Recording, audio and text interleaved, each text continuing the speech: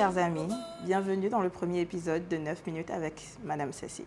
Alors, nous sommes en janvier et l'événement marquant de ce mois de janvier, c'est les Vodun Days. Alors, moi, je me suis fait la réflexion il y a quelques jours qu'en fait, il y a 2 ans, le mois de janvier, c'était surtout la janviose. C'était vraiment le fait marquant de ce mois.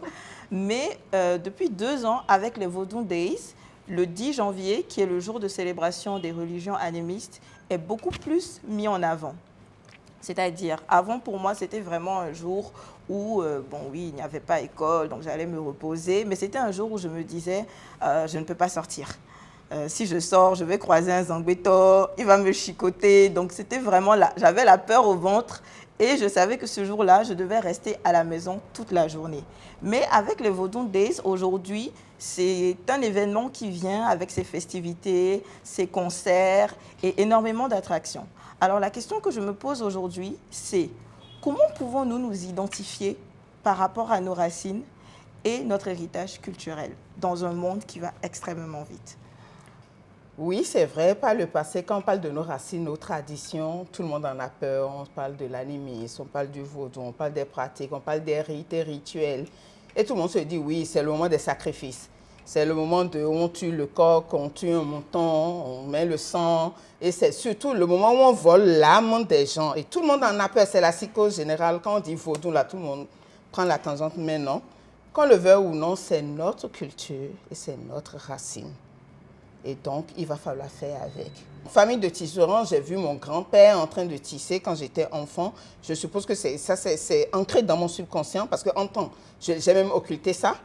Mais en grandissant, j'étais en quête de l'originalité, de valoriser le Bénin, je vais dire. J'étais juste patriote, je ne parlais même pas culture. On peut reconnaître que c'est le chef de l'État aujourd'hui qui nous a ramenés dans la culture et chacun va rechercher ses sources. Mais j'étais plutôt patriote à chercher le produit béninois. Okay. Mais je voulais le produit d'exception, le produit de luxe. Et c'est ça qui m'a ramené au pain tissé. Donc, je dis, mon subconscient a enregistré qu'on est tisserand et j'ai su reconnaître la valeur du tissage. Et aujourd'hui, la maison Edicessi a produit son propre canevas, qui est le tweed canevas, qui est l'excellence du pain tissé, je peux le dire, en Afrique, et on le veut sur le monde. En fait, tu es allé instinctivement vers le pain tissé, oui, bien sûr. Où en y allant, tu te rappelais de ce passé-là, de ta famille de tisserands. Instinctivement, j'ai été attirée vers le pain tissé et maintenant, en faisant mes recherches, je me suis rendu compte que c'est une base de la famille Guézo. Okay. D'où je me rappelle, ah oui, c'est vrai, mon grand-père était tisserand. Donc, effectivement, c'est un héritage. Ce qui m'a amené à faire plus de recherches là-dessus et à mieux orienter les tisserands pour me donner un résultat. D'accord. Je pense que quand on t'écoute, on comprend que les racines, c'est vraiment important. Il faut aller à la recherche de soi, aller à la recherche de ce que les pratiques de nos ancêtres, d'où vient notre famille, quel était notre panégyrique, que signifie notre nom. Et grâce à cela, on peut vraiment puiser des forces, des richesses qu'on peut réutiliser dans notre quotidien et mieux se projeter.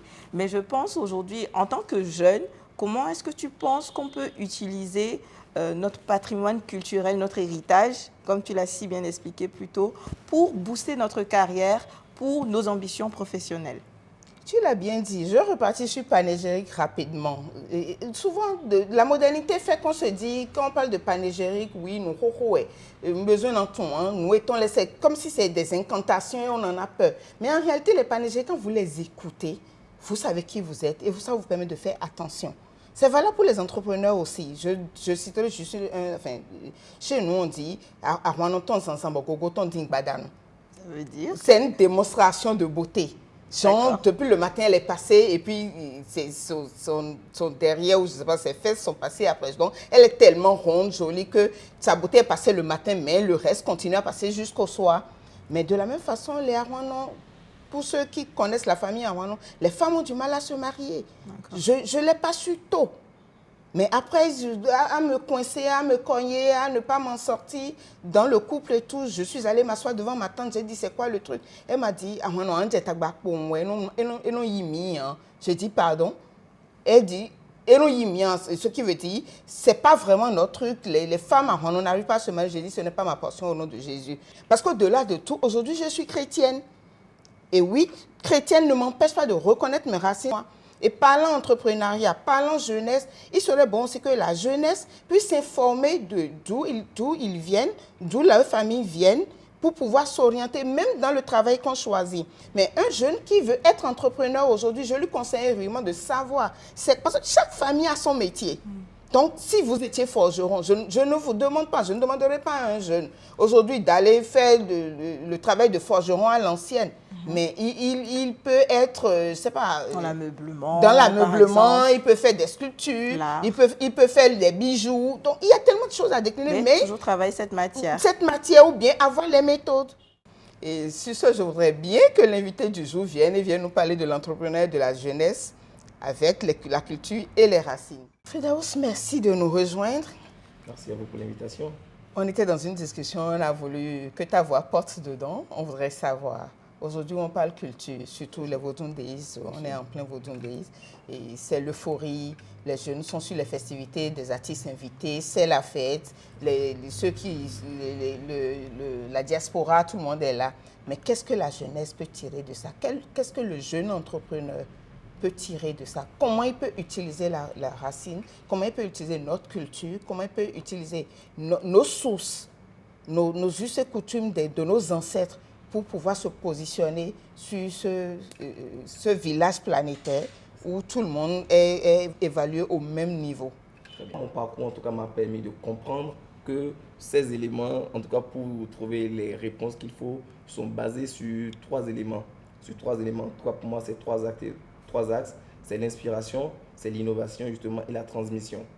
Et pour moi, en tout cas, ça a été le vecteur de tout ce que j'ai pu faire jusque-là. Et en parlant, dans un premier temps, en fait, d'inspiration. Aujourd'hui, c'est fascinant de voir à quel point les jeunes sont tellement excités à l'idée justement de revisiter leur culture pour créer justement des vêtements dans la mode. Je pense que les jeunes ont commencé à comprendre en fait que dans leur culture, dans leurs racines et tout, il y a vraiment une large panoplie en fait de créativité qui peut sortir de là. Et je pense en tout cas aussi que l'un des points importants qui permet à la jeunesse de se retrouver, c'est l'innovation. Et c'est vraiment là où on fait le point un peu entre l'ancienne génération et la nouvelle. Et à titre illustratif, aujourd'hui, on parlera des Vodun Days, qui est soutenu aujourd'hui en fait par la créativité et l'innovation. Parce que vous avez parlé en fait, les Vodun Days aujourd'hui viennent changer carrément le format de célébration du 10 janvier. Ce qui donne en tout cas un attrait très touristique, très beau visuellement et qui permet en tout cas aux touristes et même aux Béninois de découvrir quelque chose qui est en train de se passer. Et l'autre facteur sur lequel il est important aussi de capitaliser, c'est la transmission. La transmission, pourquoi? Parce que tous ces événements et toute cette démarche qui est faite aujourd'hui, c'est surtout pour permettre aux gens de comprendre d'où on vient, où on va. Et que même demain, si ces porteurs, en tout cas, de cette culture, de cette tradition ne sont plus là, en fait, il faut que nous, on soit suffisamment informés pour se dire, ah, voilà comment et tous nos ancêtres, voilà comment nos aînés ont pratiqué tout ça. Et moi, c'est tout ça qui m'a inspiré en initiant un festival chez moi, que j'ai appelé le Festival Ipade, qui veut dire rencontre. Oui. Et ça fait 3 ans maintenant qu'on porte ce festival. Et l'ambition au départ, c'était ça. C'était, OK, comment on va promouvoir notre culture? Oui. Donc, quand j'ai eu l'occasion de faire quelque chose pour mon village, je me suis dit, OK, je vais initier un festival. Mais ce festival, ça ne sera pas seulement des artistes modernes qui viennent chanter en playback ou même en live. Il me faut vraiment cette touche, en tout cas, de spiritualité, de racines, de retour aux sources et tout. Et j'en parlais avec quelqu'un qui dit, les Nagos sont très attachés à leur culture. Ils sont tellement attachés à leur culture. Vrai. Et pour moi, en tout cas, je pense que ce n'est que ça qui a fini par rejaillir au fil des années. Pour réunir tout le monde. Pour réunir tous ces gens-là. Et je suis très content que vraiment ces messages, en tout cas, qui sont passés par la dynamique de notre pays, inspirent des jeunes comme vous. Parfait. Je retiens que, qu'on le veuille ou non, comme le dit la Bible, la vieille personne est assise et constitue toujours la sécurité, et la jeunesse est la force, est comme un javelot dans la main de la vieille personne assise qui doit lancer et atteindre le but. Qu'on le veuille ou non, oui, tu as eu une belle idée, mais tu t'es basé sur l'ancienne école. Évidemment. Pour le construire. Ce fut un moment très enrichissant. Il reste encore tant à dire sur l'impact de nos racines culturelles sur notre identité et notre vie professionnelle. Merci à Firdaus Ifabi d'avoir participé à ce premier épisode. Quant à nous, rendez-vous au prochain épisode de votre émission 9 minutes avec Madame Ceci.